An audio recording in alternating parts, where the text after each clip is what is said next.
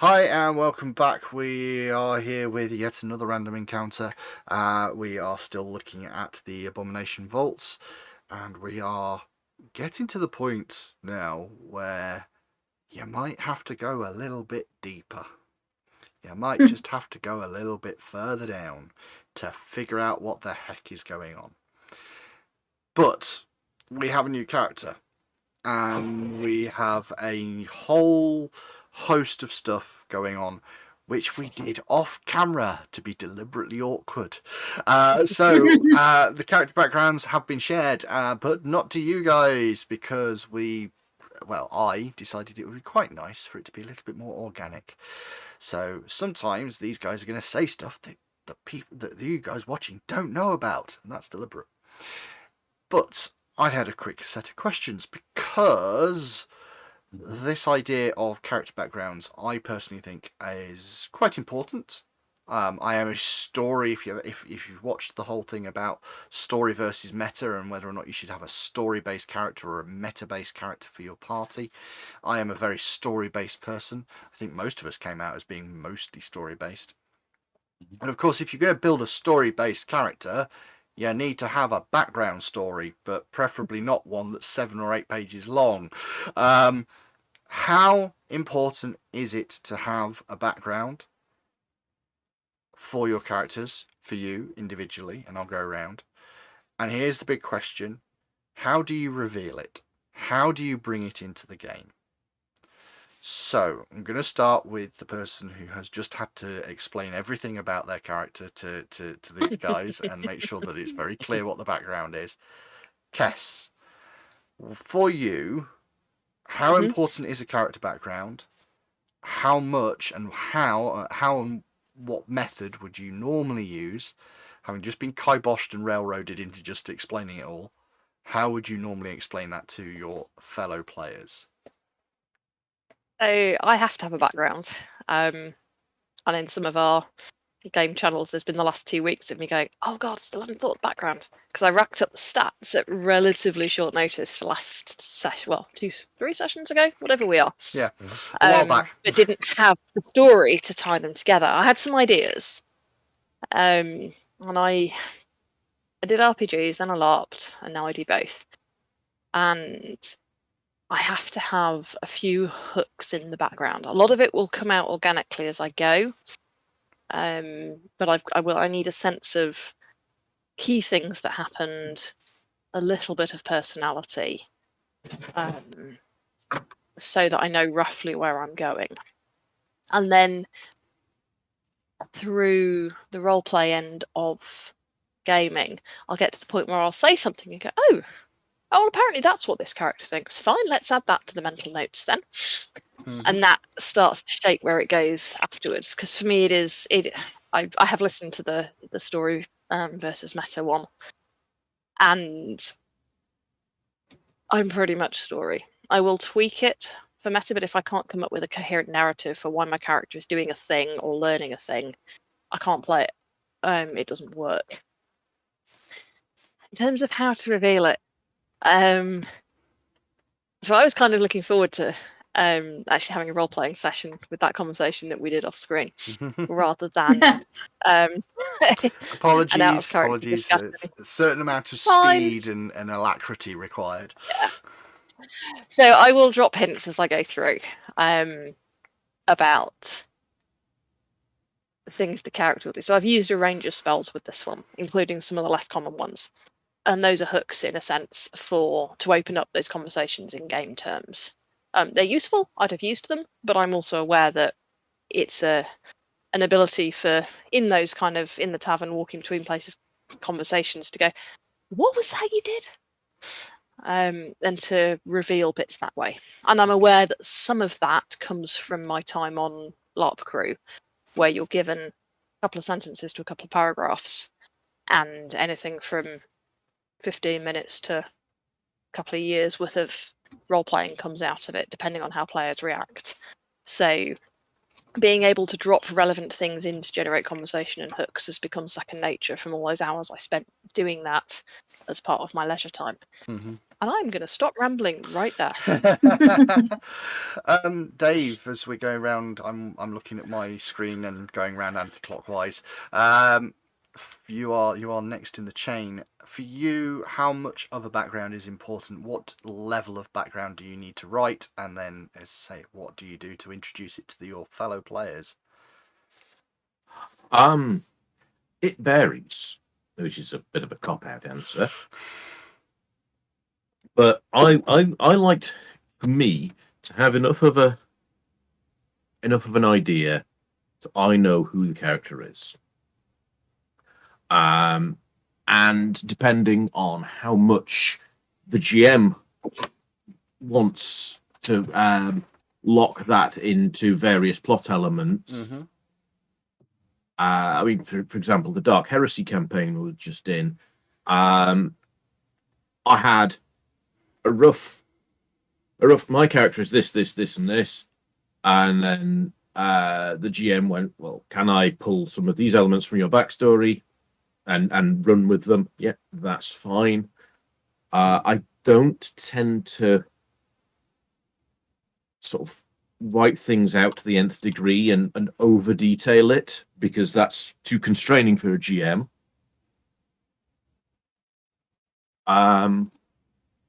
And how that comes out in story, it's pretty organic. I mean, when I was playing my half-drow warlock, the first thing that the party knew that my character had a problem with her aunt was we ran into the aunt and I threw a fireball at her. So yeah, completely organic. It just happens on the moment. Yeah, and when I'm GMing, I like to poke my players to how much of what your background is do the party know already, and how much are you going to, especially if it's you guys are starting as a party who've been together for X number of adventures. Mm. You know, that stuff's going to come out, but someone can still keep their deep, dark secrets deep and dark. Yep, that's more than fair. Becky, the newest of the group in terms of role experience. Which, to the best of my knowledge, normally means you either write a lot, as in too much, or write next to nothing. So let me guess which one you might be. Go on, guess. You probably write too much. Actually, no. Oh, okay. Actually, no. In LARP, yes, my backstories to my LARP characters are quite long. I don't expect anyone to read them there for me. But in tabletop, not as long. But for me, it's really important that I have that because it gives me my motivations. So if you remember, we did like the 10 questions. That is enough for me sometimes. But sometimes I write a bit more. And it just helps shape things. But things kind of, as they come out during the game, I will normally just make up random stories that my character did or something. Mm-hmm. Because I know my motivations, I know her personality. If I make something up on the spot, I can quickly kind of insert that aspect of her into it. So, yeah. That's fair.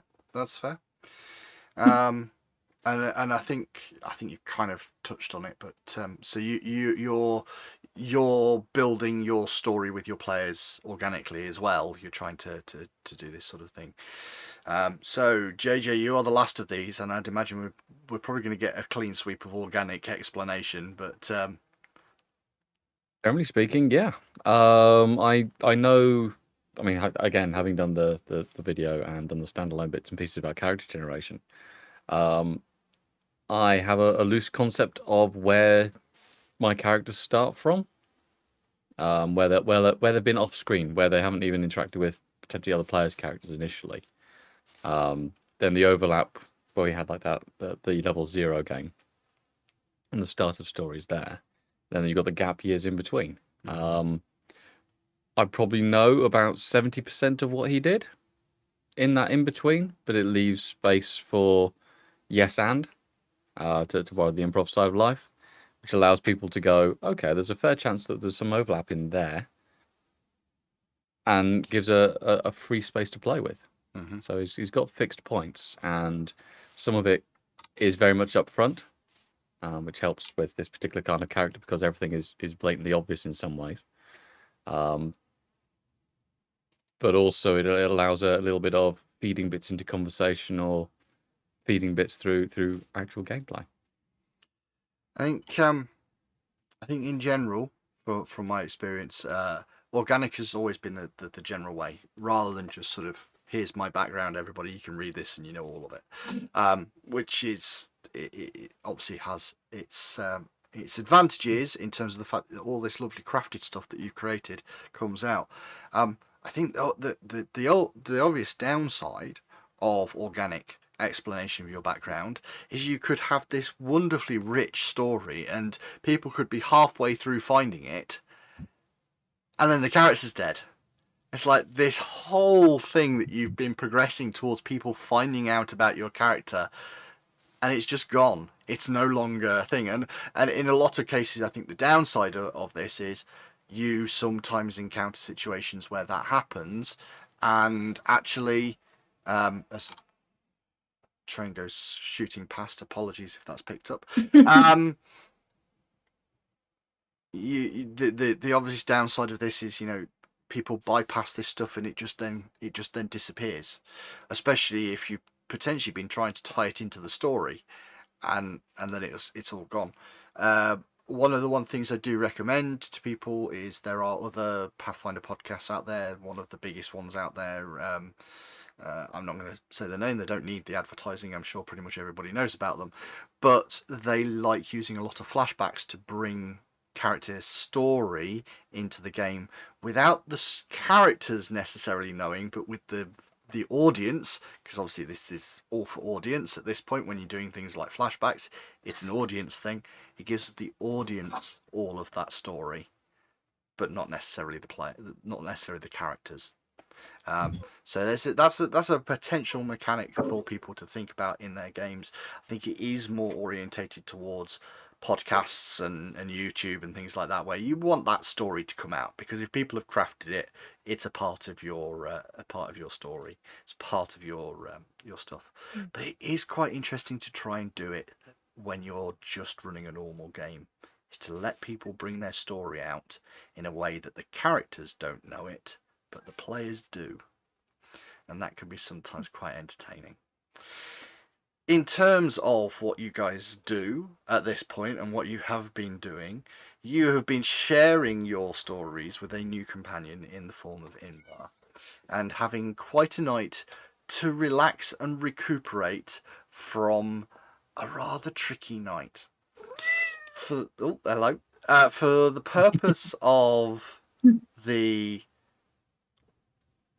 mechanics of the evening, as I've mentioned before, we don't do long rests. We don't have full healing, as it were, in this system. But considering the fact that they are in a place of rest where there is nothing going to attack them and all the rest of it, I have waved it aside a little bit, changed the way that my perspective of it is, and just said, actually, for this night, when there is no threat, you have been able to medicate, use the medicine skill to functionally pick everybody up, make sure everybody is healthy, make sure what little bit of a rest was necessary, allows you to get that. So for the spellcasters and the people where it matters, if you open up your character sheet and on that bar on the left hand side, there's now a little bed icon. If you click on that, you'll get all your spell slots back. If you can't see it, just give me a wave, but there is a way of resting. So yeah, if you just very briefly, and I'll okay, so we've sorted out everybody's rests, we've found the button, we've sorted it all out. And what we're going to do is we're going to focus back in again on Atari itself. We are currently resting down at the Rowdy Rockfish. We've had a night's rest. The music is back. The bands are back. the various bits in the you are woken up in the morning with minstrels playing downstairs. The early morning minstrels, the ones that play the nice softer music because people don't want to deal with this when they've got a hangover, especially after undead have been rolling down through the hills. So there is light music, unlike what you are hearing on the on Sirenscape, which is a little bit more bouncy and happy and trying to sort of cheer everybody up.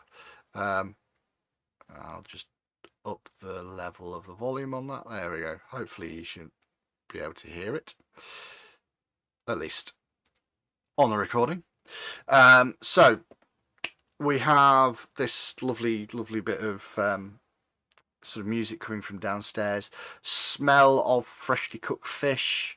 After the platter from last night, even with the massive amount of fish that you ate last night, you can still smell the spices and the herbs and all the various bits of sauce that have been put on it for a morning breakfast of smoked fish and peppered fish and various other bits and pieces that you can have as an option.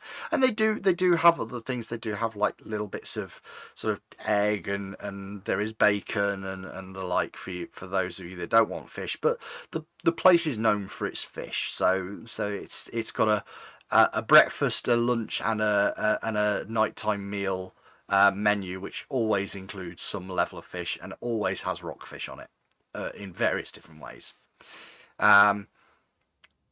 You are greeted by the owner of the bar.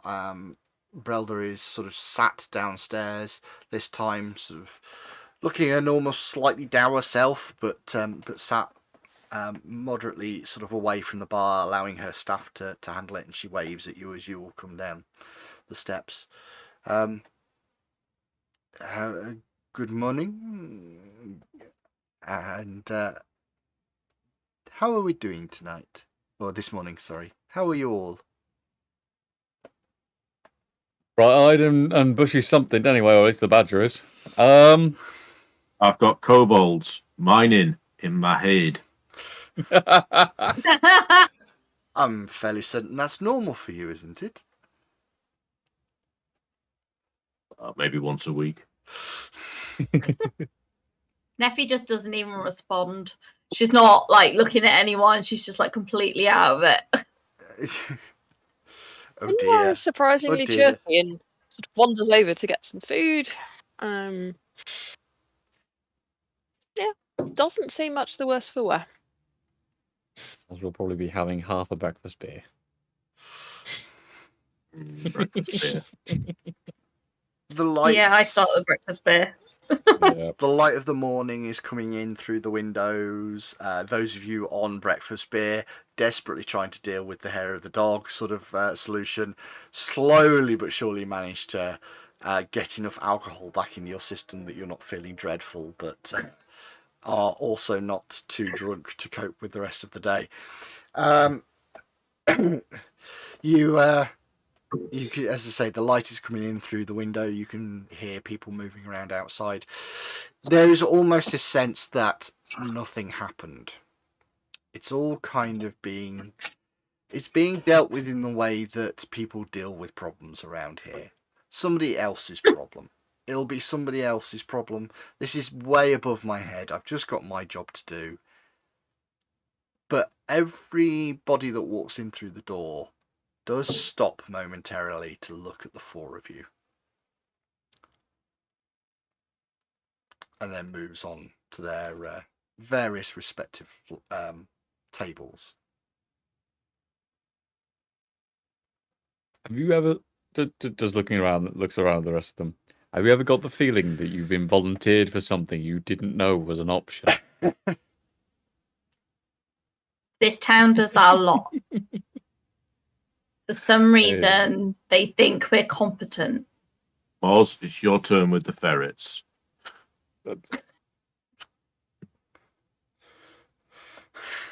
I'm not putting.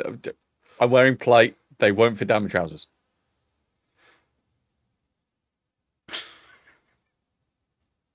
I mean, it's half plate, but still. Oh no! Why do we have to fix everything? Who else is going to? So, Yeah, good point. The guard I was have kind no of argument. useful. The guard were kind of So- useful last night, but they weren't really problem solvers. They were problems keepers. I did notice how they bustled onto the scene once it was all over. At the end, yeah. Mm. So what's the gauntlet? Thing, the stuff. Apparently, teleports spiny, stinky, greasy things into the graveyard. Okay, so Edible you know spices, about as spicy. much as I do from last night. Mm-hmm. Probably a little bit more. There was this. There was an evil magic person and Atari and friends beat the living snot out of her. She's buried under there or something. Yeah, And but she had an. Go ahead, Buffy. I was gonna say, did they ever find her body? I can't remember what was in the story, but yeah, she died in the battle, and then the town got called Atari because of one of the adventurers who died, who was called Atari, I think. Yeah. Sounds about right.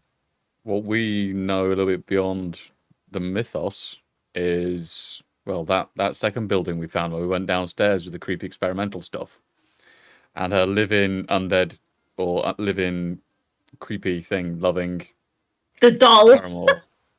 Oh, there's the doll. There's the doll. I was talking more about the torture chamber thing where I almost got my face sucked off. By yeah. random Oh, blood. Yeah. I've forgotten about that thing. Yeah, I I hadn't. blocked that out. I wish I had. Yeah, that was the room off the room with the soul transfer machinery. That's Mhm. the one. So we know that from that and the paintings that they were kind of involved. And we know that there's more layers to this because of... Oh, what was his name? That small, annoying individual obsessed with his throne. Had a wonderful plan, told us that actually there's a lot more ways down. Yeah. Told us about the yeah. strike. I don't think I wrote his name down.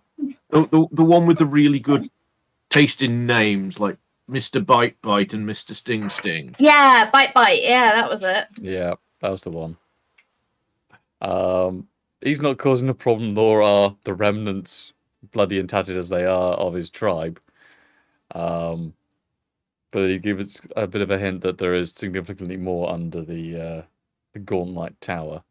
And from the paintings as well, you know, that mouldy stuff we kind of rolled off.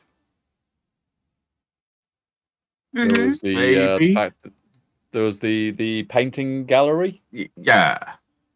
About, you know, that we'll get them, we'll do them mischief. And it all links into this Gauntlet. The one with the big blue beam and the thing. The one that gave us the one that gave us half an hour's heads up on actually what was about to happen. Yeah. Yeah. Was the aim to shut the Gauntlet down or control it?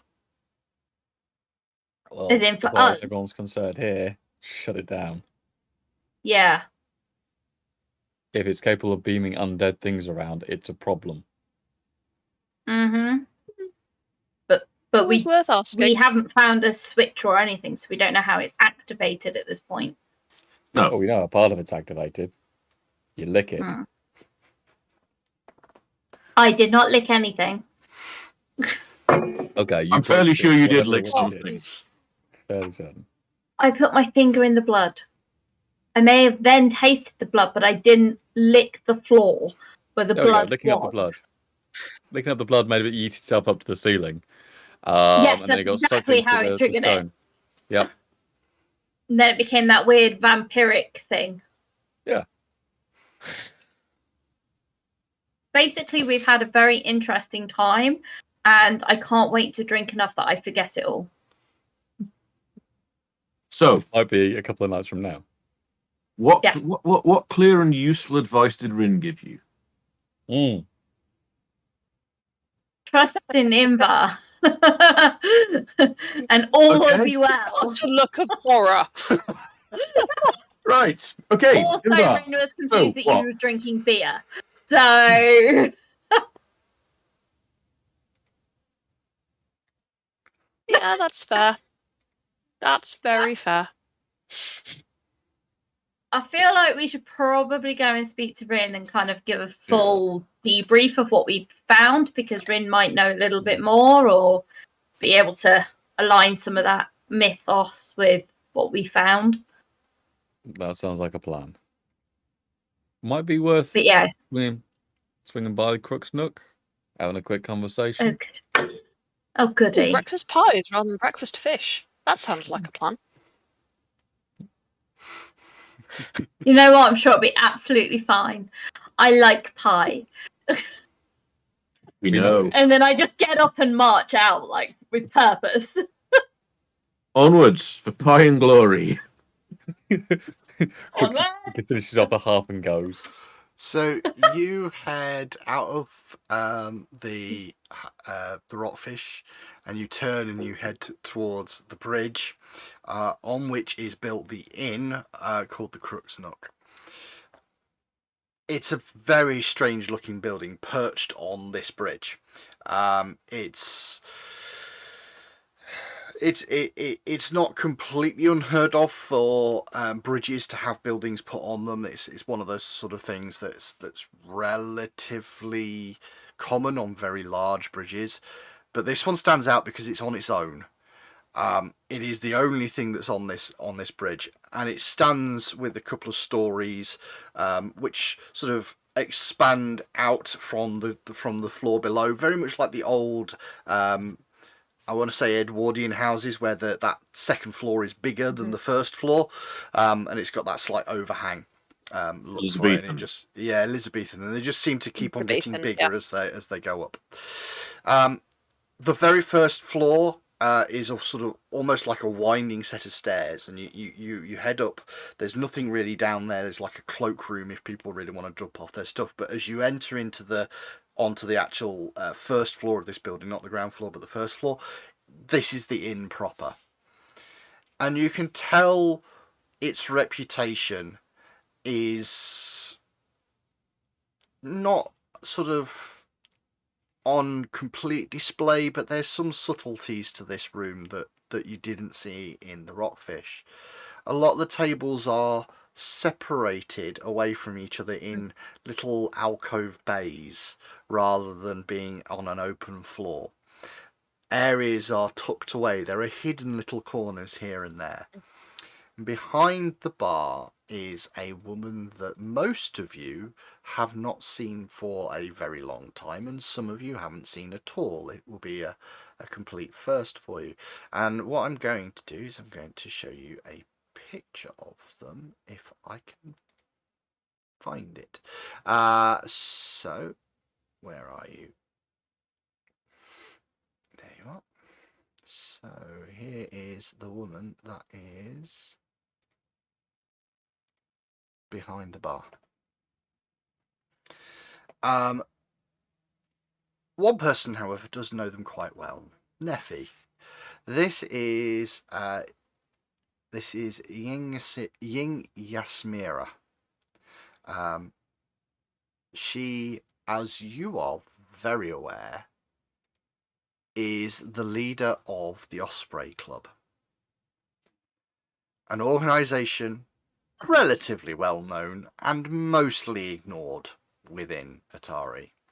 This is the Thieves Guild of the town, but they get away with it because part of their code, they do not steal from anybody that comes from Atari. The locals are left alone. This lady looks up from the bar. Ah, Neffy. What brings you here, my dear? Come to tell some tales? Come to weave some stories? Ah, breakfast. No, pie. Just pie. Well, me dears, I can do that. Not a problem, as with always. Willing to serve. You sure you don't want to say anything else, dearie? Heard some little things about what you've been doing? Alright, I guess. I mean, I've been out at the Gauntlet. Got a little bit of Bit of a bit for your old friends? I mean, we went on an adventure. We fought some stuff. We killed some things. Things tried to kill us. It was a bit exciting. We found one of your boats, though. So she was sort of joining in with this little giddy laughs and everything else, and just goes and stops, and there's a little sort of whiteness, sort of that drain appears in their face. Found one of me boats, did you, darling? Interested to find out still what you're there. talking about. It's still there? Well, Yeah. that'll be interesting to tell me about what sort of stuff that was. Don't suppose you seen some of me boys while you were there then? Well, no, that was the thing. We saw the boat, but no people. Well, now's I'm a bit concerned, you see. Now's I'm a bit worried about what's going on. Don't suppose you're planning on going back there, considering your antics from last night? I would imagine you probably want to steer clear. We were, I feel like we've been involuntarily volunteered. Sounds about right for this Go town. back up there. Sounds about right for this town. What exactly have you been volunteered for? That's the only question. How much have you been told? Remember, very nice and simples when you get down to it. If you want to make a pretty penny, all you have to do is make sure those rules and regulations that you've been given, you can turn them and twist them and get what you want out of it. Have you been told what you're doing, or have you just been given an idea? That's the thing, dearie. What can you work out from it? Can you make a bit of money from it? I mean, guys, can we make money? Can we get coin out of this? I dare say there'll be some salvage to salvage. You've got to say that young Yinyasmera always, as always, I will tell you that there's always a way of making money out of things. Good money to True, be we made might in find getting rid some of things. unwanted spirits and what have you.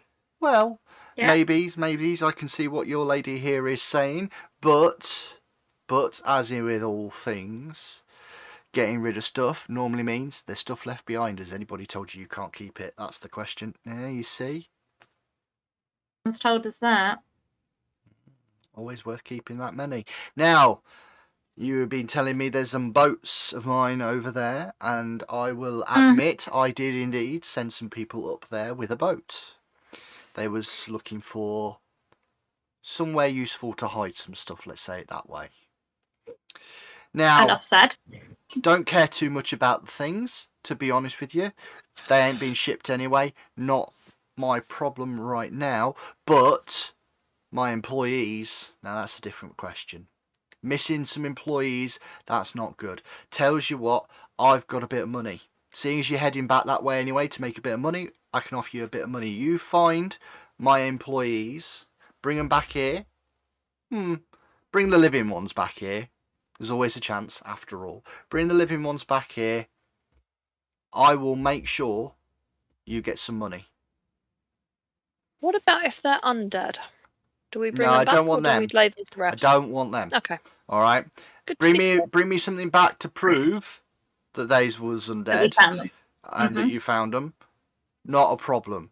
We'll give you the money still. At least I'll know where my employees are. Although I won't be able to do much with them.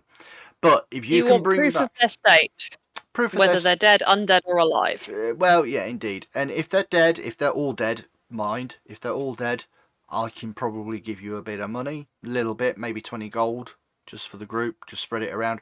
If, however, you manage to bring any of them back alive, even just one, I'll give you 50 gold. How does that sound? How many are we looking That's for? pretty fair. There were 4. I sent 4 of them. Is that 50 gold each? No, If they're alive? 50 gold. Just the 50. I ain't made of money. That's a lot of money. So okay. Just so we're clear, if we brought back one if we found them all 4 alive, and we brought you back 1 alive and 3 proofs of death, we'd get 50 gold, right? Now. Let's That's put it this the way: terms my between us. employees will tell me what you do to them. If you end up killing them, just for the sake of it, just so you only have to bring one back, they're gonna tell me. I ain't gonna pay nothing for that. If you're Okay, I'm glad we're you're hammering out deal. if you're the cause of death, I tell you what, Neffy, if you trust this one to keep you going, you ain't going to make a penny, alright? Just so you're aware. Might want to make sure that around people like me, she ain't speaking, alright? Now, Tell you what, give her pie. She might be quiet. there's already pie on the table. What are you talking about? She can take the pie if she wants it. Yeah, Thank and you then I very hand you more pie. I order another pie. Another pie comes out. You do realise you are building quite a tab on these pies, darling. I always have a tab on pies. That's my problem. Yeah, it ain't been paid though. That's the problem at the moment. Yet. It will be paid. It best be. It best be. Otherwise, taking it out your finder's fee, yeah? Yeah, that's fair. How big is her tab? Just so I know what the rest of us are signing up to. Let me think. She's been going along with these fish cakes for some time, and quite a few of the other bits and pies that I make. I think she owes How me. often? She owes me a couple of gold at the moment with her tab. Take that out of her share, that's fine. I mean, that seems reasonable to me. Reasonable to you? I'm fine with this. No problems whatsoever. Is that all the business? You just came here for wheat pie and find out a little bit about my boats? Is that what we're saying? Essentially, because I assume you don't know that much about the Gauntlet I itself. absolutely know nothing other than the fact that other than last night, it's been as dead as, well, dead things. Not very then. Yeah, alright. I know some dead things aren't that dead. I didn't mean undead things, I meant dead things. This is, as I say to you, Neffy, this is why she doesn't talk, alright? Now, I push more pie at her. keeps talking back, gonna get herself in trouble. Yeah, she's not local, remember? She's Osprey target, yeah? Mm-hmm. Moz, you're just about local enough. This is why I've been keeping quiet. Probably a good plan. Like that very much. Right, dearies, what else can I do for you? I think we've probably come to a very quick agreement. Nice and simple, dead easy to handle. You know what I'm looking for. You know to bring them back. You know not to kill them yourself. Yeah, all right, clear on that. Good. I have a question. No, you don't. Okay. No, I do. Well, maybe My you should question think is, about. what would I have to pay you to not be considered a target? Rather than going to the hassle of trying to take stuff off me, what would you expect to take from me, and can we make a deal that I can then walk the streets in safety from your lot? Bit of protection money. Is that what we're going for? Well, tell you what. I will call it clear if you bring these people back, and I'll even still pay you, so long as every single one you find in a breathing condition stays in a breathing condition and you get all of them back. And I will be told. Just Fine. making sure. Alright, nice and simple. We'll clear that one for now. Right, okay then. Well, under which circumstances, I'm not going to hold you back any longer. You eat your pies, you have yourself some fun, and then you go and find my boys, yeah? Yeah. Alright. Yes, boss. It's been a long time since you've called me that. I know full well that Rin is the one that you really answer to, my dear. But we don't You're my tread on second each boss. other's I have 2 bosses. We don't tread on each other's toes. I'm fine with that. And Rin's a bit weird, so, you know, each their own.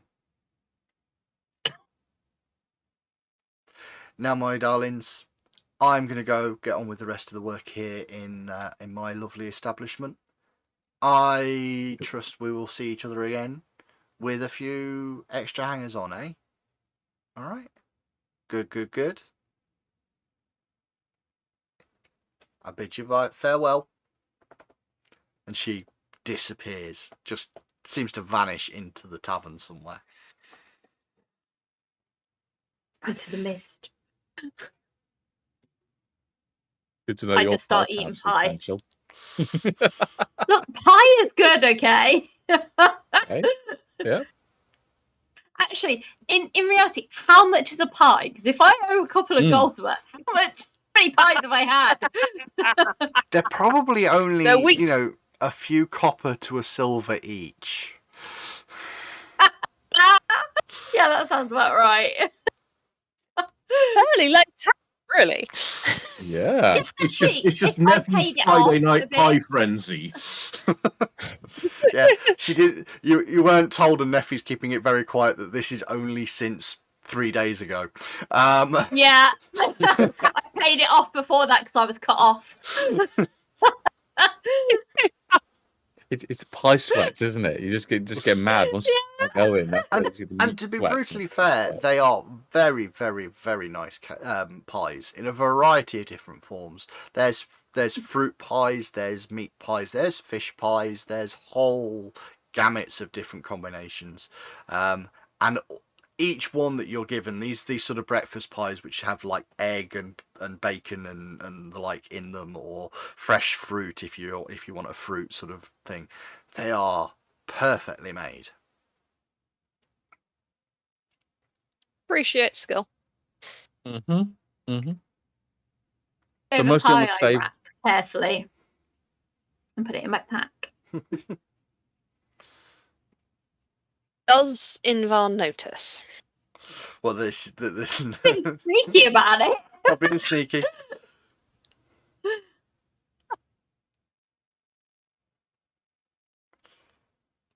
What do you guys want to do? Well, Moz's reason for being here was to start that conversation and get that bit of information that we've now got confirmed, basically. I was here for the pies. Fed up with fish. That's fair. We go to Rin, We or do should we just probably head back? we should probably go to Rin so that Mm-hmm. Rin can Aye. be Rin at us. So you head round town. You head up to where Rin's shop is, sort of dragging Inver along, who's kind of following you guys around. Inver, is there anything else that Inver wants to do, or are you? I'm happy enough to go and see Ren. Yeah, appear to have got myself into dealing with whatever these guys are going to do next. So there's that. You all arrive at the odd shop once more. It's open roof, nothing really there. Inver, you realise that since the last time you were here, the shop has sort of changed quite a bit. So Rin's only been here for a little while. You know Rin from other towns, other places. She used to be in Absalom to start with, and the odd time that you have been here, sort of just passing through, Rin's shop has slowly but surely changed its shape. It used to be a tower type construction, and she slowly but surely removed the roof, and some of the stuff that was inside is now arranged outside in various sorts of bits and pieces that cover it from the weather. It's a bric-a-brac shop. It's full of weird oddities and the like, but it's definitely different from the Rin that you kind of remember. Certainly in Absalom when you first met her. But she's still that lovely looking elf with her infernal heritage horns and her tail and this long red robe that she wears over the top of it. Inver, darling, it's so good to see you. Such different circumstances. Indeed, indeed. I'm sorry about the letter. It was the only way I could quickly get you here. It found me. How you do that, I shall never know. It is a skill. I will accept that. It is a very, very strange skill. The stars tell me. Stars tell me where to send them, and they arrive. So far, I've met these people, had a fight with some undead, Mm-hmm. offered some protection money to the local racketeer, What exactly am I here for? Always a good question, never a good answer. I am sorry. I know you need to be here. That is all I can say. But the gauntlet shone very bright last night. We have now seen what Yeah. it can do. But there is an interesting thing for all of you. The gauntlet is now off. It is no longer glowing. And yet, whatever this thing was, and however it works, I do not believe it is anything these 3 new companions of yours had anything to do with. Which means that there is something below. There is something that controlled it. And that is a very, very troublesome thought. Why now? What do you know about why it's happening now? I can only have one guess. The tower itself was designed by Belcora, and from what little I know, she wished great pain on a number of people. Her body was never found, if I remember rightly, No, from the no. conversation. A great explosion ripped apart section of the upper level. She and Notari were never found.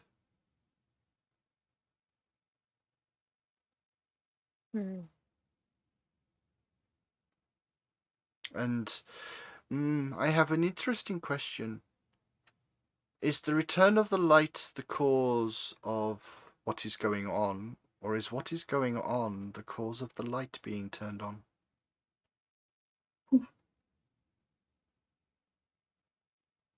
Well, Can the it be both? big thing.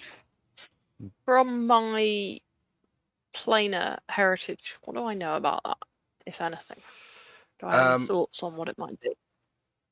The gauntlet itself, with the information that you were given about the paintings and everything else like that, sounds like less a planar thing and more a sorcery invention of some sort of combination of conjuration magic or something of that nature. It certainly makes you think of like a directable summon.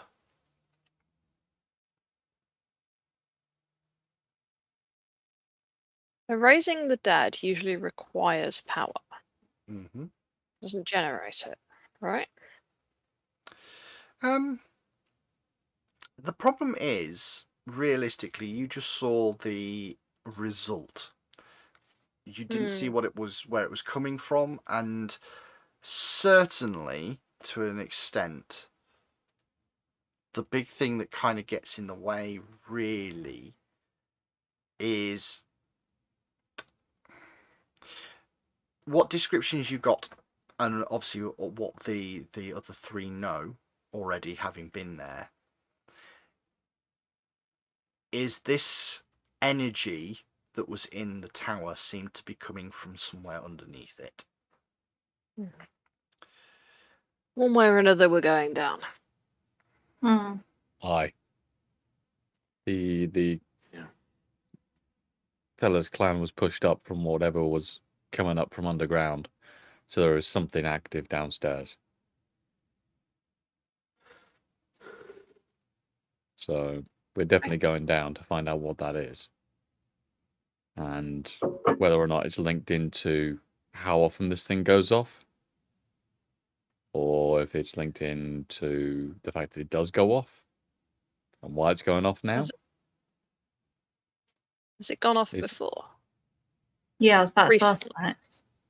Well, there's that painting that quite visibly demonstrated a whole bunch of stuff going down a blue light. So if it hasn't gone off before, then it was planned to. My studies of history say that this is new.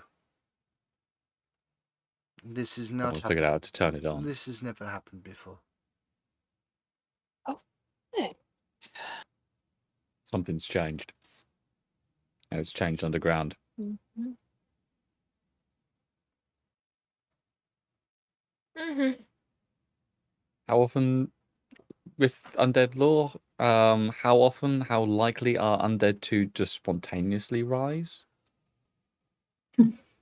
With undead lore, and just general basic knowledge, what's your undead lore at? Trained +6. You are well aware that undead cannot naturally rise of their own accord. There is always something involved. Yeah. Now, that could be inherently in the area, that could be a person, it could be a creature, it could just be a magic item in and of itself that's buried in the ground. But there is always something. So yeah, They haunt something is lore. directing this thing to be creepy, and it's being directed to be creepy over here. Mm-hmm. I've got haunt and shadow plane. I suspect haunt's more relevant. Is there anything here that makes it look or feel like it's a haunt or related to? What's your bonus on that? +6 on both. So, haunts are very specific. Haunts, rather than being undead creatures, are more like undead echoes of something that might have been there before or similar. You've listened to them tell the sort of tales of the things that they've met while they've been wandering around. Some of it has struck you as maybe being individually a haunt of some type. They told a little tale of Room. kobolds appearing out of a rubble and scaring everybody out of the room, and that definitely struck you as a haunt when you thought about it. But the rest of it doesn't seem like one big haunt. It seems like the haunt might have been just an addition to what was already there. Mm-hmm. Okay.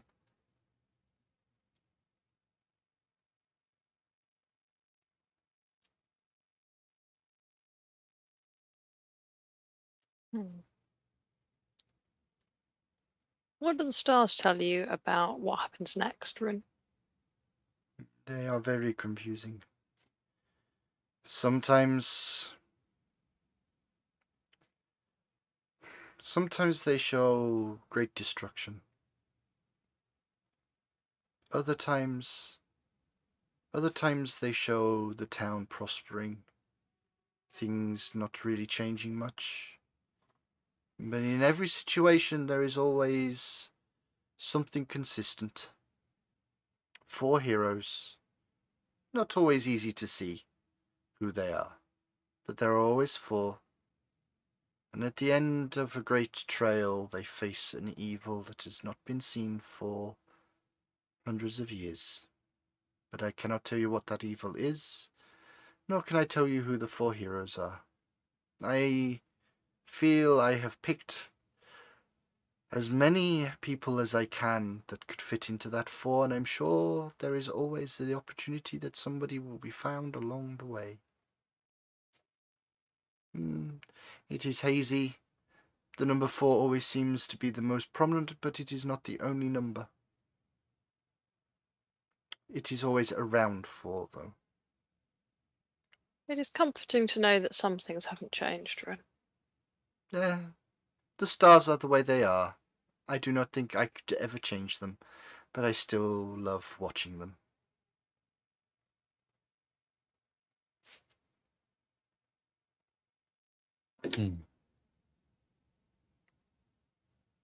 So, seems like we definitely need to go downstairs then. Back up there. Mm-hmm. Might be worth seeing if we need to pick anything up before we do. That's what I was about to ask. Like, is there any like particularly healing or anything? Vote for that. Okay, it's been a while. Brewers, smithies. There's definitely a smithy in town. There are brewers in town. there are a number of different shops in the area that you could easily sort of venture into. It's entirely open for you to investigate and have a look around. You also have a few bits and pieces that you picked up as you've been wandering. Yeah. Not Yeah. not a lot, because mostly it was ragged little rubbish things on the mitflits. Mhm. But you do have a couple of bits and pieces in your gold bag that might be in your loot bag that might be of use. A bag. I also have, I can't remember when or how I got them, but I found a gold tooth, a shard of jade, and a succubi statue. Yes, you have. Big White Statue was Don't downstairs. know what they're worth.